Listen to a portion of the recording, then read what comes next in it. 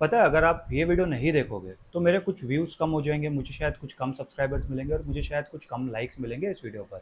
लेकिन मुझसे बड़ा नुकसान आप लोगों का होगा अगर आपने ये वीडियो पूरा नहीं देखा तो। मुझे ये भी पता है कि मेरे कुछ सब्सक्राइबर्स जो ऑलरेडी मुझे चैनल को सब्सक्राइब करते हैं, वो लोग ने थंबनेल देखा रहेगा, वीडियो का टाइटल देखा रहेगा और इस वीडियो पे क्लिक नहीं किया होगा। उन लोगों ने स्किप कर दिया होगा क्योंकि ज़्यादातर ऐसे वीडियो पे कम ही व्यूज़ आते हैं जो मुझे ऑलरेडी पता है। लेकिन अगर आपने फिर भी ये वीडियो देख लिया है तो उसके लिए thank you first of all. लेकिन मेरी एक रिक्वेस्ट रहेगी कि आप ये वीडियो पूरा देखो, जितना आराम से आप देख सकते हो उतना आराम से देखिए और पेन एंड पेपर के साथ आप नोट्स बना के ये वीडियो देखना ताकि आपको ये आपकी ट्रेडिंग जर्नी में काफ़ी ज़्यादा हेल्प करेगा। तो हेलो गाइस, बिना कोई देरी के वीडियो शुरू करते हैं। वीडियो में आगे बढ़ने से पहले मैं बता दूं, मेरा नाम है प्रशांत, आप देख रहे हैं इमर्जिंग बुल्स और इस वीडियो में हम लोग डिस्कस करेंगे risk management and trading psychology के बारे में। ये technical analysis series for beginners का ये 10वां वीडियो है। इसके पहले मैंने 9 वीडियो ऑलरेडी डाले हैं। अगर आपने वो वीडियो नहीं देखा है तो वो वीडियो भी देख लेना इस वीडियो देखने के बाद। लेकिन अगर आपने वो सारे वीडियोस देखे हैं और अगर आपने ये एक इम्पॉर्टेंट वीडियो स्किप कर दिया तो आपको वो 9 वीडियो देखने का बिल्कुल भी फ़ायदा नहीं होगा। अब तो अगर आप ये वाला वीडियो नहीं देख रहे हो तो आप वो वाले 9 वीडियो भी मत देखना, क्योंकि फिर आपका टाइम वेस्ट हो जाएगा, ये मैं आपको बता दे रहा हूँ। क्योंकि क्या होता है देखो, हम लोग ने जो भी डिस्कस करा है, चाहे चार्ट पैटर्न डिस्कस करा है, चाहे कैंडल स्टिक डिस्कस करा है, moving averages, support and resistance, trend line, जो भी डिस्कस करा है, देखो आपको भी सेम चार्ट दिख रहा है, मुझे भी सेम चार्ट दिख रहा है। ठीक है, थोड़ा बहुत एक्सपीरियंस का फर्क रहेगा, थोड़ा बहुत शायद मैं थोड़े ज़्यादा ट्रेंड लाइन ड्रॉ कर लूँ, आप शायद थोड़े ज़्यादा ट्रेंड लाइन ड्रॉ कर लो, आप शायद दूसरा इंडिकेटर यूज़ कर लो, मैं शायद दूसरा इंडिकेटर यूज़ कर लूँ। वो थोड़ा बहुत ही फर्क रहेगा, बट मोटा मोटी आपको भी सेम चार्ट दिख रहा है, मुझे भी सेम चार्ट दिख रहा है, आपको भी दिख रहा है मार्केट ऊपर जा रहा है, मुझे भी दिख रहा है मार्केट ऊपर जा रहा है। लेकिन आपके में और मेरे में या आपके में और किसी और में फ़र्क क्या हो जाएगा कि उस बंदे का रिस्क मैनेजमेंट कैसा है, उस बंदे का ट्रेडिंग साइकोलॉजी कैसा है। अगर आपको मार्केट में डिफरेंशिएट होना है, लोगों से अलग चलना है, तो आपको रिस्क मैनेजमेंट और ट्रेडिंग साइकोलॉजी पे काम करना होगा। और इस वीडियो में मैं आपको वही बताने वाला हूँ। साथ ही साथ वीडियो के एंड तक बने रहना, क्योंकि मैं आपको एक पोजीशन साइजिंग के हिसाब से एक फॉर्मूला भी बताऊंगा और मैं ये भी बताऊंगा कि इसके अंदर क्या क्या चैलेंजेस आपको आ सकते हैं। और इसको फिक्स करने के लिए मैं आप लोगों को 2 बुक भी रेकमेंड करूंगा, जो बुक आप डेफिनेटली पढ़ना। अगर आप मार्केट के बारे में कोई बुक पढ़ना चाहते हो तो ये 2 बुक डेफिनेटली पढ़ना, जो आपको काफ़ी ज़्यादा हेल्प करेगा रादर देन कोई भी दूसरी बुक के अलावा। आप 100 दूसरी बुक पढ़ लो, वो शायद इतना आपको हेल्प नहीं करेगा जितना ये 2 बुक जो मैं आप लोगों को लास्ट में रेकमेंड करूंगा, वो बुक आप पढ़ लेना। ठीक है, तो चलिए सीधा स्क्रीन की तरफ। तो देखिए, पहले हम लोग समझते हैं रिस्क मैनेजमेंट के बारे में, रिस्क मैनेजमेंट का बेसिक्स के बारे में। ठीक है, मैं इसका यहाँ पर कलर चेंज करता हूँ। रिस्क मैनेजमेंट का बेसिक्स के बारे में हम लोग समझते हैं। तो रिस्क मैनेजमेंट में देखो 3 इंपॉर्टेंट चीज़ आ जाती है। एक तो होता है पोजीशन साइजिंग, ठीक है, कि आपको कितना आपको स्टॉक्स लेना है, कितने लॉट लेना है। मान लो आपका 10,000 रुपये का ट्रेडिंग कैपिटल है, तो आप इसके अंदर कितने शेयर्स ले सकते हो? क्या आप 20 ले सकते हो, या आप 30 ले सकते हो, या 40 शेयर्स ले सकते हो, या अगर आप ऑप्शन ट्रेडिंग में ट्रेड करो तो आप 1 लॉट ले सकते हो या 2 लॉट ले सकते हो। वो आपको समझना चाहिए कि आपका पोजीशन साइजिंग, आपका जो कैपिटल है उसके हिसाब से आप कितने मैक्सिमम ट्रेड आप ले सकते हो या कितना मैक्सिमम आप बड़ी पोजीशन बना सकते हो, वो आपको समझना ज़रूरी है। ठीक है, और इसके लिए जैसा कि मैंने कहा कि मैं आपको वीडियो के एंड तक मैं आपको एक फॉर्मूला भी बताऊंगा, जिससे आपको आपका पोजीशन साइजिंग समझने में काफ़ी ज़्यादा आसानी हो जाएगी। ठीक है, अगली चीज़ आती है स्टॉप लॉस। हमेशा देखो, बहुत सारे आपको ऐसे ट्रेडर मिलेंगे जो लोग बोलेंगे कि मैं तो कभी स्टॉप लॉस नहीं लगाता हूँ, मेरा स्टॉप लॉस कभी हिट ही नहीं होता। ठीक है, वो बहुत ही, देखो उसके अंदर 2 चीज़ें हो सकती है, या तो उनके पास अंधा पैसा है और उन लोग को फ़र्क नहीं पड़ता, या तो दूसरी चीज़ ये है कि वो लोग बहुत ही ज़्यादा प्रो हो गए, उन लोग वो माइंड में एक स्टॉप लॉस लगा के फिर भी वो लोग कट कर देते अपनी ट्रेड्स। वो लोग का इमोशनल लेवल, वो लोग इतना ज़्यादा स्ट्रॉन्ग है, वो लोग का साइकोलॉजी इतना ज़्यादा स्ट्रॉन्ग है। लेकिन अगर आप मार्केट में नए ट्रेडर हो, स्पेशली अगर आप छोटे से कैपिटल में ट्रेड कर रहे हो, 10,000, 15,000, 20, 25 हज़ार में ट्रेड कर रहे हो, तो मैं हमेशा रिकमेंड करूंगा कि आप सिस्टम पे स्टॉप लॉस लगाओ। क्यों? क्योंकि इसके मल्टीपल रीजन है। क्या हो जाता है, मान लो आपने 10,000 रुपये का ट्रेड लिया और आपने सोचा कि जैसे ही ये ट्रेड 9,000 पे आ जाएगा मैं अपनी पोजीशन कट कर दूंगा। तो क्या होता है, जब वो 9,000 पे आता है तो आप सोचते हो कि नहीं, एक बार मतलब मेरा लॉस 1,000 की जगह 500 हो जाएगा, थोड़ा सा रिकवर कर लेगा तो मैं कट कर दूंगा। फिर वो आप देखते हो 500 तक आ गया, लेकिन आप फिर सोचते हो अगर 500 तक पहुंच गया, अभी ये वापस ब्रेक इवन आ जाएगा तो मैं कट कर दूंगा और फिर कल आके ट्रेड करूंगा। लेकिन उसी बीच में क्या हो जाता है कि वो जो आपका जो प्राइस था 10,000 से 9,000 हो गया, फिर 9,500 हो गया, फिर वो वापस घूमकर 8,000 पे आ गया। फिर आप सोचते हो अरे यार, मैंने तो सोचा था 1,000 रुपये का लॉस ले लूंगा, लेकिन ये तो 2,000 का लॉस हो गया। तो एक काम करता हूँ, वापस जब 9,000 पे आ जाएगा तो मैं वहाँ पर अपना पोजीशन एग्जिट कर लूँगा। लेकिन वो 9,000 पे आया नहीं, वो 8,000 से 7,000 हो गया, 6,000 हो गया। फिर आप मन हार कर आप वो एग्जिट कर देते हो, जहाँ पर आपको 1,000 रुपये का लॉस आपने सोचा था कि आप एक्सेप्ट कर सकते हो, वहाँ पर आपको 4,000 रुपये का लॉस हो गया। तो इसीलिए अगर जब स्टॉप लॉस सिस्टम पे लगा रहेगा ना, तो सिस्टम ऑटोमेटिक आपका ट्रेड एग्जिट कर देगा। तो उससे आपका जो इमोशनल बर्डन रहेगा वो भी आपका कम हो जाएगा। और दूसरा, कभी आप ट्रेड करते हो तो कभी सिस्टम में ग्लिच आ गया, आपका इंटरनेट में इशू आ गया, आपको कभी फ़ोन आ गया, आपका दिमाग से निकल गया कि आपने ट्रेड एग्जीक्यूट करा है, यहाँ पर ट्रेड में एंट्री बनाई है, तो आपका वो सारे चैलेंजेस से भी आपको इतना ज़्यादा दिक्कत नहीं होती। आप यहाँ पर आपके जो ट्रेड को है वो ऑप्टिमाइज़ करते हो, ऑटोमेट कर देते हो कि भाई अगर यहाँ से इस प्राइस के पास आया तो मुझे एग्जिट कर दो, आप सिस्टम को बता के रख दो। तो इससे थोड़ा सा आपके दिमाग पे कम स्ट्रेस देता है। ठीक है, तो ये दो चीज़ों का ध्यान देना चाहिए। तीसरी चीज़ के बारे में ध्यान देना चाहिए, रिस्क रिवॉर्ड रेशो। अभी देखो काफ़ी ज़्यादा ट्रेडर है ना, ये सबसे बड़ी गलती करते हैं। काफ़ी ज़्यादा लोगों को पोजीशन साइजिंग के बारे में पता चल जाता है, स्टॉप लॉस के बारे में भी पता चल जाता है, लेकिन रिस्क रिवॉर्ड रेशो का बहुत ही ज़्यादा वाहियात होता है। अभी रिस्क रिवॉर्ड रेशो क्या होता है, देखो मान लो आपने 100 रुपये में आपकी एंट्री की है, ठीक है, 98 पे आपका स्टॉप लॉस है, तो आपका जो टारगेट है ना वो लोग 102 पे पकड़ते हैं। ठीक है, ये 102 पे टारगेट नहीं होना चाहिए। क्यों? क्योंकि अगर आप यहाँ पर लॉस करोगे तो 2 रुपये आपका लॉस हो रहा है, और प्रॉफिट करोगे तो भी 2 ही रुपये प्रॉफिट हो रहा है। तो इसके अंदर आपको गेन कुछ नहीं है। आपको ट्रेड इस तरीके से करना चाहिए। 100 रुपये पे आपका स्टॉप, आपने एंट्री बनाई, ठीक है, 100 रुपये पे आपने एंट्री बनाई, ठीक है, मान लो 98 पे आपका एस है, आपका जो टारगेट है, ठीक है, वो कम से कम 104 106 के ऊपर होना चाहिए, या तो उसके आसपास होना चाहिए। ठीक है, क्योंकि यहाँ पर क्या होता है कि आप अगर 2 रुपये लॉस करोगे तो आप उसके अगेंस्ट 4 से 6 रुपये आप प्रॉफिट बना सकते हो। तो यहाँ पर आपका रिस्क टू रिवॉर्ड रेशो हो जाता है 1:2 या 1:3। ठीक है, यानी कि 1 रुपये लॉस पे आपको 3 रुपये प्रॉफिट मिल रहा है, यानी कि 1 रुपये लॉस पे आपको 2 रुपये प्रॉफिट मिल रहा है। ऐसे अगर आप ट्रेड करोगे ना तो आपको काफ़ी ज़्यादा अच्छे से आप मार्केट में सर्वाइव कर सकते हो। ठीक है, अभी सर्वाइवल से एक और एक चीज़ याद है, देखो यहाँ पर ना, ये एक इम्पॉर्टेंट चीज़ है, कभी भी आपका जो टोटल कैपिटल है, यानी कि मान लो 10,000 रुपये है, ठीक है, 10,000 रुपये में आप एक ट्रेड या एक दिन से ज़्यादा, ठीक है, ये दोनों एप्लीकेबल है। अगर मान लो आप दिन में एक ही ट्रेड करते हो तो वो आपके लिए पर डे हो जाएगा, अगर आप दिन में 2 ट्रेड करते हो तो आप एक ट्रेड के हिसाब से आप ले सकते हो। आप मैक्सिमम 2% कैपिटल से ज़्यादा आप स्टॉप लॉस नहीं ले सकते हो। ठीक है, इसका कहने का मतलब क्या, मान लो आपका 10,000 रुपये का कैपिटल है, तो आपका 2% होता है 200 रुपया।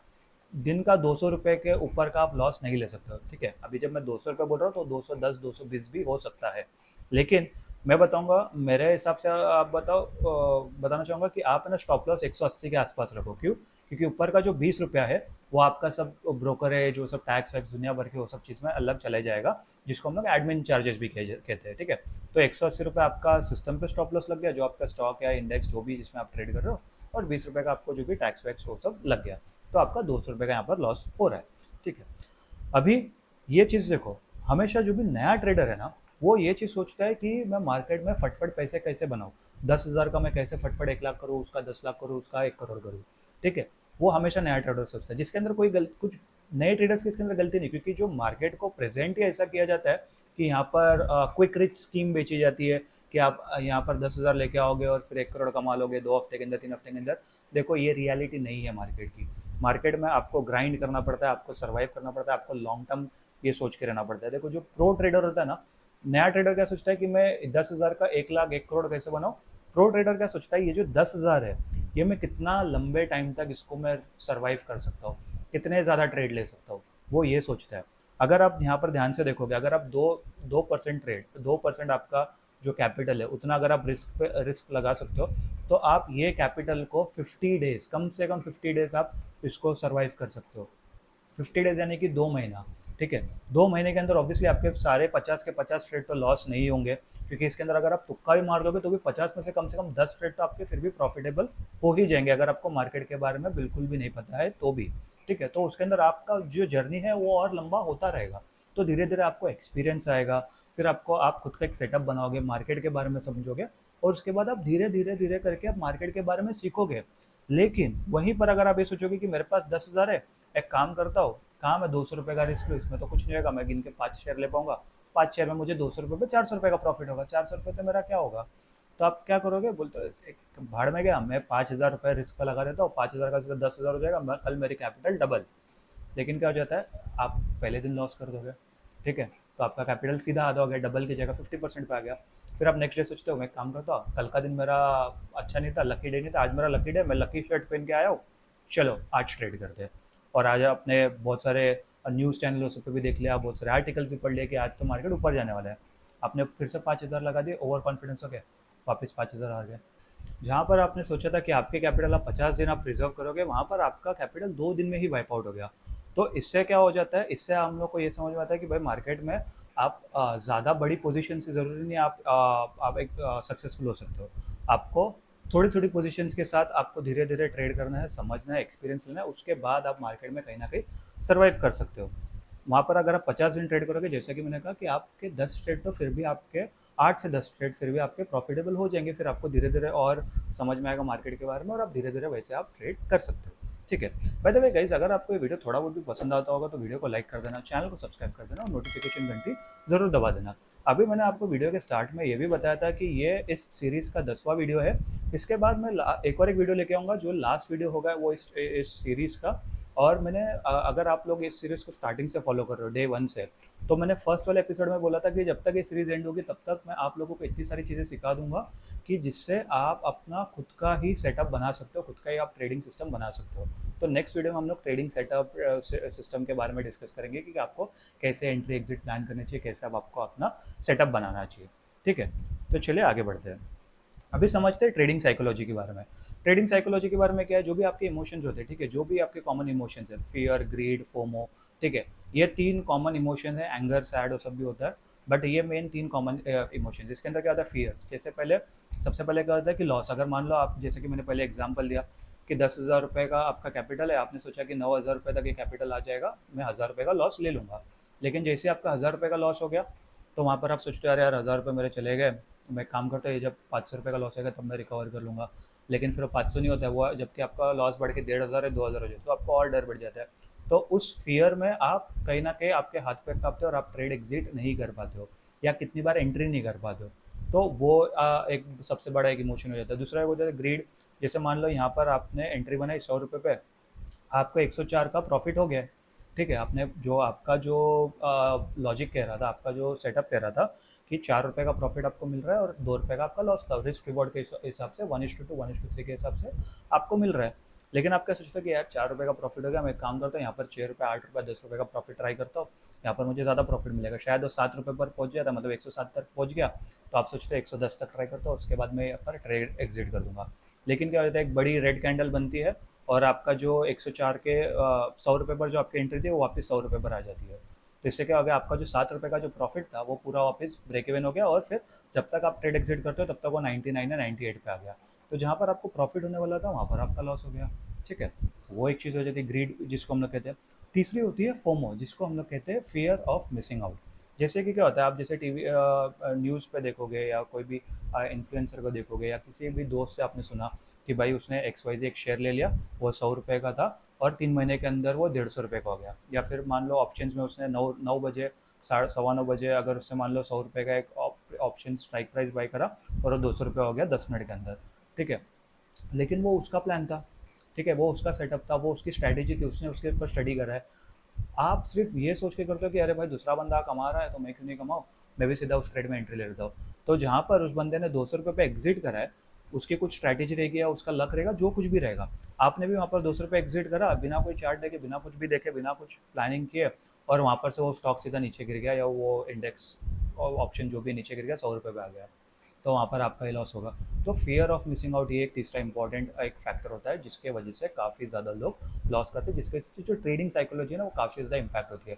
क्योंकि जब आप फोमो के हिसाब से आप ट्रेड करोगे तो अगले ट्रेड पे आपको वापस फियर रहेगा। जब आप फियर फियर के हिसाब से ट्रेड करोगे, जब आपको कभी उसी बात, मान लो जैसे आपने पहले दिन फोमो के हिसाब से ट्रेड करा, 100 रुपये का 200 रुपये पे गया, आपके दोस्त ने बताया, ठीक है, फिर आप 200 रुपये पे उसी ट्रेड पे आप एंट्री करते हो और आपका स्टॉक 100 रुपये पे आ गया, तो आपको 100 रुपये का लॉस हो गया। तो अगले ट्रेड में आपके पास डर रहेगा कि भाई मेरा ये लॉस ना हो, लॉस ना हो, लॉस ना हो। तो उसके चक्कर में आप जो आपके जो अच्छे ट्रेड चल रहे हैं उसको आप जल्दी कट कर दोगे, और जो बुरे ट्रेड चल रहे हैं उसको आप रोक के रखोगे कि भाई इधर से रिकवर हो जाए, फिर मैं आपको फिर मैं अपना पोजीशन एग्जिट मारूंगा। तो वहाँ पर भी आपका ये हो जाएगा, वहाँ पर भी आप डर के मारे पोजीशन शायद काटोगे नहीं, तो वहाँ पर भी आपका लॉस हो जाएगा। अभी यहाँ पर देखो सबसे बेस्ट चीज़ क्या है, discipline and patience as the key trades. Discipline क्या है कि जो भी आपने मार्केट प्लान बनाया है वो आप एक पेपर पे, एक पेन पे, नोटपैड में, जिस पे भी आप फ़ोन में लिख लो, जो कुछ भी कर लो, आपके बस ट्रेडिंग आप जब करते हो आपके सामने होना चाहिए, ताकि आप देखो कि भाई ये मेरे प्लान के हिसाब से बन रहा है नहीं बन रहा है। आपको इतना डिसिप्लिन होना चाहिए और पेशेंस होना चाहिए, ठीक है।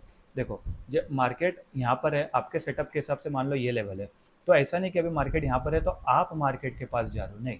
जब तक मार्केट आपके लेवल के पास नहीं आता, चाहे वो अपसाइड का लेवल या डाउन साइड का लेवल, तब तक हम लोग को ट्रेड ही नहीं करना है, बैठे रहना। देखो, मार्केट ऐसा नहीं कि आज आज के दिन पे खुला है तो उसके बाद 1 साल बाद खुलेगा।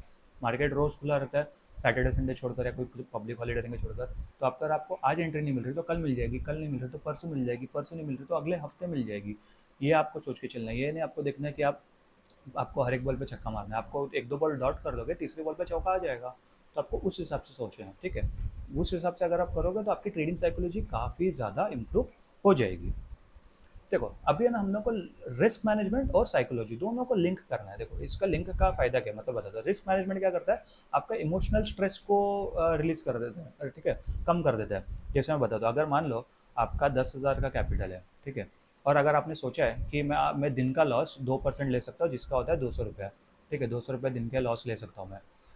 तो अगर आपने स्टॉप लॉस वॉप लॉस सब कुछ लगा के रखा, आपकी पोजीशन ऐसे सब बना के रखी कि 200 रुपये का लॉस है, और आपको 200 रुपये का ही लॉस होने वाला है, उससे ज़्यादा लॉस नहीं होगा, तो मार्केट किधर का किधर भी चले जाए, आपको मालूम है आप 200 रुपये से 1 रुपये ऊपर आप लॉस नहीं करोगे, तो आपको स्ट्रेस कम रहेगा।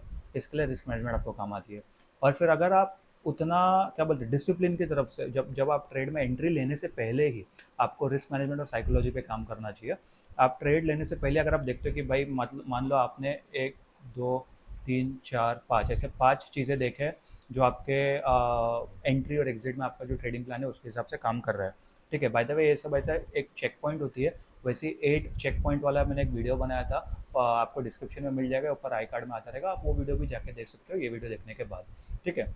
तो उसके अंदर आपको थोड़ी सी हेल्प मिल जाएगी कि आपको ट्रेडिंग प्लान, ट्रेडिंग सेटअप कैसे बनाते हैं। तो मान लो जैसे आपने यहाँ पर 5 चेक पॉइंट बनाए, तो यहाँ पर अगर पाँचों के पाँचों चेक पॉइंट अगर मीट होते हैं तो उसके बाद आप अकॉर्डिंगली अपना ट्रेड ले सकते हो। तो उस तरीके से हम लोग को यहाँ पर सोचना चाहिए कि यहाँ पर साइकोलॉजी और रिस्क मैनेजमेंट किस तरीके से कंबाइन करके काफ़ी ज़्यादा अच्छे तरीके से काम करते हैं। चाहे आपका सेटअप कितना भी अच्छा हो, कितना भी बुरा हो, जब तक आपका रिस्क मैनेजमेंट अच्छा नहीं है, आपका साइकोलॉजी जगह पे नहीं है, आप कभी भी प्रॉफिटेबल ट्रेडर नहीं बन सकते हो, या एटलीस्ट कंसिस्टेंटली प्रॉफिट नहीं बना सकते हो। ये चीज़ का हम लोग को ध्यान रखना चाहिए।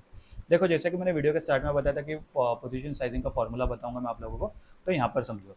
देखो, पोजीशन साइजिंग क्या होती है, अकाउंट रिस्क पर ट्रेड और स्टॉप लॉस, ठीक है। यहाँ पर हम लोग को समझना चाहिए। जैसे मान लो आपका ये 1 लाख रुपए का अकाउंट है, ठीक है। यहाँ पर आप इस जिसके हिसाब से आप ये बोलते हो कि 1 लाख रुपए के अकाउंट के हिसाब से अगर मान लो मैं 1% का रिस्क लेता हूँ, तो यानी कि आप पर ट्रेड या पर दिन के हिसाब से आप 1,000 रुपये का स्टॉप लॉस लोगे, ठीक है। तो यहाँ पर क्या करोगे, आप 1,000 रुपये से ऊपर डाल दोगे, और यहाँ पर और 50 रुपये का वो शेयर का प्राइस है, ठीक है, मतलब आपका स्टॉप लॉस का प्राइस है कि मान लो आपका जो शेयर है वो शेयर 500 रुपये का है, ठीक है, और जो आपका स्टॉप लॉस निकल रहा है वो 450 पे निकल रहा है, तो दोनों का डिफरेंस कितना है, 50 रुपये का डिफरेंस है, करेक्ट। तो आप 1,000 रुपये का मैक्सिमम लॉस ले सकते हो, और आपका जो स्टॉप लॉस का जो पॉइंट है या जो डिस्टेंस है वो 50 पॉइंट का है। तो यहाँ पर आप कितने शेयर्स ले सकते हो, कितने यूनिट ले सकते हो, 20 शेयर्स ले सकते हो ज़्यादा से ज़्यादा, ठीक है। तो इससे आपको समझ में आएगा कि यहाँ पर आपको कैसे ट्रेड करना है। तो इससे आपको ये समझ में आ जाए कि अच्छा, मैं मतलब यहाँ पर अगर 1,000 रुपये का जो स्टॉक है, ठीक है, सॉरी 500 रुपये का जो स्टॉक है उसके मैं 20 क्वांटिटी ले सकता हूँ, ठीक है। 20 क्वांटिटी आपको 10,000 रुपये में हो जाएगा, ठीक है। 10,000 रुपये आपके मार्केट में लग गया, बाकी आपके 90,000 है, वो 90,000 को हम लोग को हाथ नहीं लगाना है। 10,000 रुपये में आप जो स्टॉप लॉस आपका जो लगा के रखोगे, 1,000 रुपये स्टॉप लॉस लगा के रखोगे, आपका लॉस हुआ तो 1,000 रुपये का लॉस, आप ट्रेडिंग बंद कर दोगे, कल अगले दिन आओगे। अगर आपका प्रॉफिट हुआ, वेल एंड गुड, ट्रेडिंग बंद कर दोगे, अगले दिन आओगे, ठीक है। आप दिन में एक से दो ट्रेड से ज़्यादा बिल्कुल भी ट्रेड नहीं करना चाहिए। अगर मान लो 3 या 4 ट्रेड भी कर दो, इतना आपको इंश्योर करना है कि आप 2% के ऊपर ना जाए।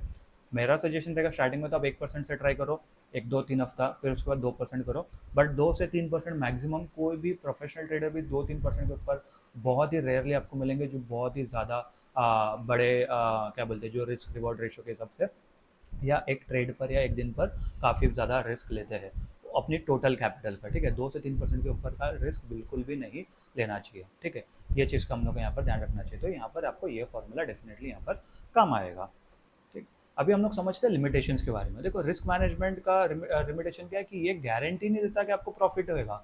ये सिर्फ आपको बताता है कि आप यहाँ से सर्वाइव कर सकते हो। जैसा मैंने स्टार्टिंग में बताया कि अगर आप 1 से 2% का रिस्क लेते हो, तो यहाँ पर आपकी 100% जो कैपिटल है वो आप 50 से 60 दिन आप चला सकते हो, ठीक है। यानी कि 2 महीना आप मार्केट में सर्वाइव कर सकते हो, और उन 2 महीनों के बीच में आप बहुत सारी चीज़ें सीखोगे, बहुत सारी और गलतियाँ करोगे, उसको इम्प्रूव करोगे, उसको और अपना जो आप मार्केट में जो लॉस करने वाले हो उस लॉस को आप थोड़ा सा दूर करते रहोगे, उसको पोस्टपोन करोगे। वो चीज़ आपको रिस्क मैनेजमेंट सिखाता है। बाकी आपको प्रॉफिटेबल होने के लिए डेफिनेटली, मतलब कंसिस्टेंट प्रॉफिट होने के लिए आपको डेफिनेटली कुछ ना कुछ स्ट्रैटेजी तो चाहिए, ठीक है।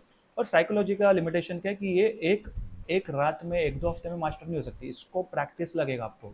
जितना प्रैक्टिस, मतलब आप 10 ट्रेड लोगे तो भी शायद आपका प्रैक्टिस नहीं होगा, 50 ट्रेड में भी शायद प्रैक्टिस नहीं होगा। और इसीलिए दिक्कत ये आ जाती है कि बहुत सारे बिगिनर ट्रेडर लोग ये चीज़ छोड़ देते हैं, और वो लोग इसके बारे में ध्यान देते ही नहीं है, और फिर सोचते हैं कि मार्केट ही ख़राब है, मेरी स्ट्रैटेजी ख़राब है, मैं नई स्ट्रैटेजी ढूंढ लेता हूँ, नया इंडिकेटर ढूंढ लेता हूँ, ये कर लेता हूँ, वो कर लेता हूँ, दुनिया भर के कोर्सेज कर लेंगे, बट उससे फिक्स नहीं होगा। अगर आपका रिस्क मैनेजमेंट और साइकोलॉजी जगह पे नहीं है तो आप कुछ भी कर लो, आपकी मार्केट में, आपकी ट्रेडिंग में इम्प्रूवमेंट नहीं आएगी। ये चीज़ का हम लोग को यहाँ पर ध्यान रखना चाहिए, ठीक है। तो ये हो गया हम लोग को रिस्क मैनेजमेंट और ट्रेडिंग साइकोलॉजी के बारे में। अभी मैंने वीडियो के स्टार्ट में मैंने आप लोगों को बताया था कि मैं आप लोगों को 2 बुक रिकमेंड करूँगा जो आप पढ़ सकते हो, और मैं ये बोलूँगा कि आप पढ़ना ही, अगर आपके पास टाइम नहीं तो भी आप पढ़ना, क्योंकि आपको डेफिनेटली हेल्प करेगा। और दोनों बुक की लिंक मैं डिस्क्रिप्शन में भी डाल दूँगा, आप उधर से जाके खरीद सकते हो। तो ये मेरा एफिलिएट लिंक है, इससे आप लोगों को कुछ भी एक्स्ट्रा कॉस्ट नहीं आएगा बुक के ऊपर, बट चैनल को हेल्प हो जाएगी, मुझे इस पर थोड़ा सा कमीशन वमीशन मिल जाएगा। आप लोगों को पहली बुक बताता हूँ, ये बुक है ट्रेडिंग इन द जोन, ठीक है। ये बुक है मार्क डगलस की, काफ़ी ज़्यादा अच्छी बुक है। इस बुक में आप लोगों को कुछ भी ज़्यादा स्ट्रैटेजीज और सब इतना नहीं मिलेगा, बट इसके अंदर आपको ट्रेडिंग साइकोलॉजी, रिस्क मैनेजमेंट के हिसाब से बहुत ज़्यादा ये बुक हेल्प करेगी।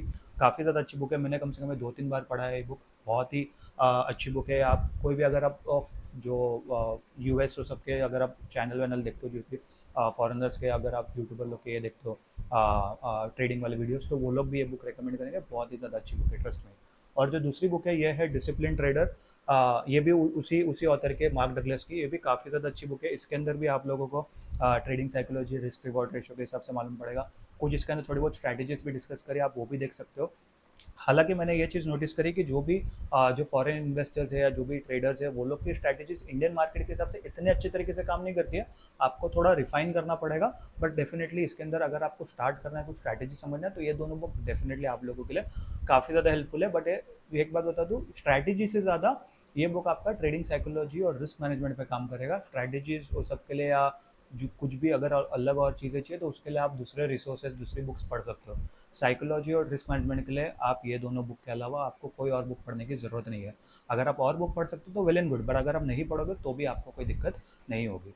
तो आई होप गाइस आप लोगों को वीडियो पसंद आया होगा। वीडियो अगर पसंद आया होगा तो वीडियो को लाइक कर देना, चैनल को सब्सक्राइब कर देना, नोटिफिकेशन घंटी जरूर दबा देना। मैं मिलता हूँ आपसे अगले वीडियो में, तब तक के लिए गुड बाय।